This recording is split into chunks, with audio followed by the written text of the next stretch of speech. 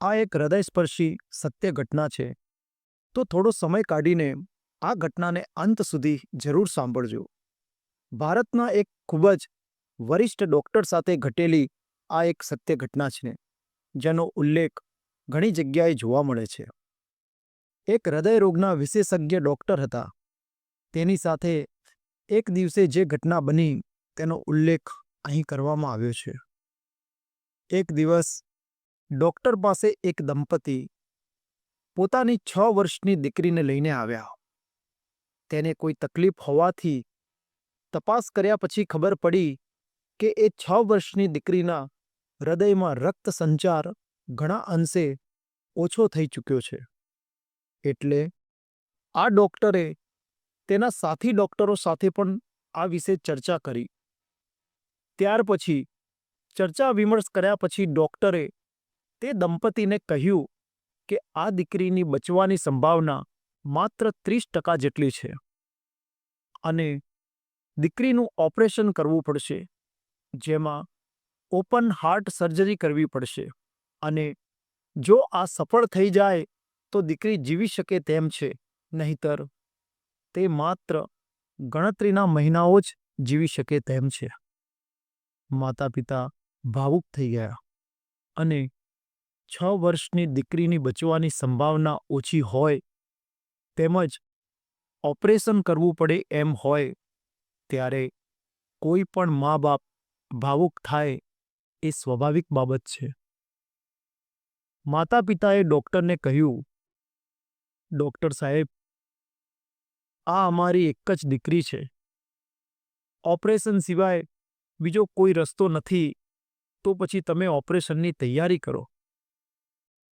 Operation થવાનું હતું તે તારીખના 5 દિવસ પહેલાં જ દીકરીને હોસ્પિટલમાં દાખલ કરવાની હતી અને ઓપરેશનના 5 દિવસ પહેલાં જ મા બાપ દીકરીને લઈને હોસ્પિટલ આવ્યા અને તેને દાખલ કરાવી.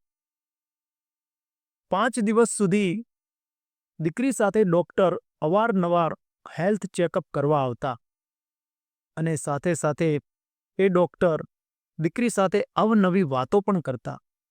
5 જ દિવસમાં જાણે ડૉક્ટર અને દીકરી એકબીજાના ફ્રેન્ડ બની ગયા હોય એ રીતે વાતો કરતા. દીકરીના માતા પિતાને ભગવાનમાં અતૂટ વિશ્વાસ હતો. સવાર સાંજ દીકરીને તેઓ કહેતા રહેતા કે બેટા, જરા પણ ગભરાતી નહીં, કારણ કે બાળકોના હૃદયમાં તો ભગવાન પોતે રહે છે અને એ તને કશું જ નહીં થવા દે. થોડા દિવસો પછી સર્જરી હતી. એ સર્જરીના દિવસે પણ માતા પિતાએ તેને આ જ વસ્તુ જણાવી અને ડૉક્ટરને પણ કહ્યું કે બેટા, ચિંતા કરીશ નહીં, ઓપરેશન પછી તમે બિલકુલ ઠીક થઈ જશો. દીકરીએ કહ્યું કે ડૉક્ટર અંકલ, હું બિલકુલ ડરી રહી નથી, કારણ કે પહેલાં મને થોડો ડર લાગતો હતો, પરંતુ જ્યારથી મને મમ્મી પપ્પાએ કહ્યું છે કે બાળકોના હૃદયમાં ભગવાન રહે છે, ત્યારથી મને વિશ્વાસ છે કે ભગવાન મને કશું નહીં થવા દે. ત્યાર પછી તેને ડૉક્ટરને કહ્યું, મારે તમને એક વાત કહેવી છે કે જ્યારે તમે મારું હૃદય બહાર કાઢો ત્યારે એમાં રહેલા ભગવાન કેવા દેખાય છે એ મને જણાવજો. ડૉક્ટર સાહેબ દીકરીની આ વાત પર હસવા લાગ્યા. થોડા સમય પછી ઓપરેશન શરૂ થઈ ગયું. ઓપરેશન દરમિયાન ડૉક્ટરોની ટીમે દીકરીની બધી તપાસ કરી અને માલુમ થયું કે આમાં કશું થઈ શકે એમ નથી. દીકરીને બચાવી શકાય તેમ નથી. દીકરીના હૃદયમાં લોહીનો પ્રવાહ બિલકુલ ઓછો થઈ ચૂક્યો છે. નિરાશ થઈને એ ડૉક્ટરે પોતાના બીજા ડૉક્ટરની સામે જોઈને નિરાશ થઈને સ્ટિચ કરવાનો આદેશ આપ્યો. એવામાં જ ડૉક્ટરને યાદ આવ્યું કે દીકરીએ તેને છેલ્લી વખત કહ્યું હતું કે મારા હૃદયમાં ભગવાન રહે છે અને તરત જ ડૉક્ટરે લોહીવાળા હાથ એકબીજા સાથે જોડીને પ્રાર્થના કરી અને ભગવાનને કહ્યું કે હે ભગવાન, મારો બધો જ અનુભવ આ દીકરીને બચાવવામાં અસમર્થ છે. પરંતુ જો તમે આ દીકરીના હૃદયમાં બિરાજમાન હોવ તો મહેરબાની કરીને કંઈક કરો. વર્ષોથી હૃદયરોગના નિષ્ણાંત થઈ ચૂકેલા એ ડૉક્ટરના આંખમાંથી પ્રાર્થના કરતી વખતે આંસુ સરી પડ્યા.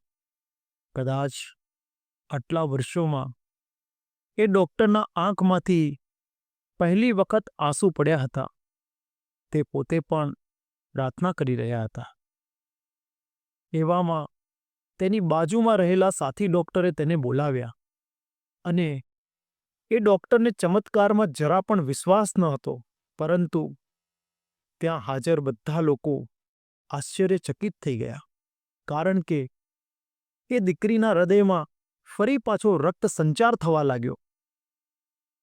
એ ડૉક્ટરની આખી ઉંમરમાં એની સાથે પહેલી વખત આવું થયું હતું. ઓપરેશન તો સફળ થઈ ગયું, પરંતુ સાથે સાથે ડૉક્ટરનું જીવન પણ પહેલાંથી બિલકુલ બદલાઈ ગયું.